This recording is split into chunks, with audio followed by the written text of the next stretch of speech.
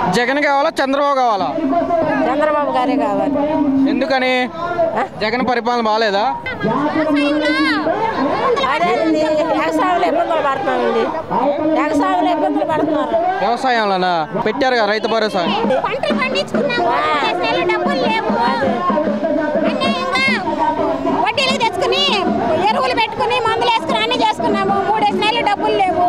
నువ్వు రైతు భరోసాలు వేసి అయ్యేసి ఇదివరకు మిల్లర్స్కి వేసుకునే వాళ్ళని తెచ్చుకుని బాకీలన్నీ కట్టుకునేవాళ్ళం.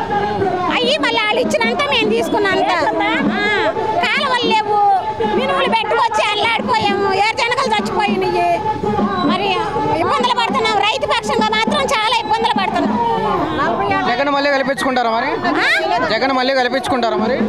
చంద్రబాబునే కల్పించుకుంటాం. జగన్ కల్పించుకుంటాం. ఇబ్బందులు పడుతున్నాం కదా. మరి చంద్రబాబు న్యాయం జరుగుతుందా రైతులకి?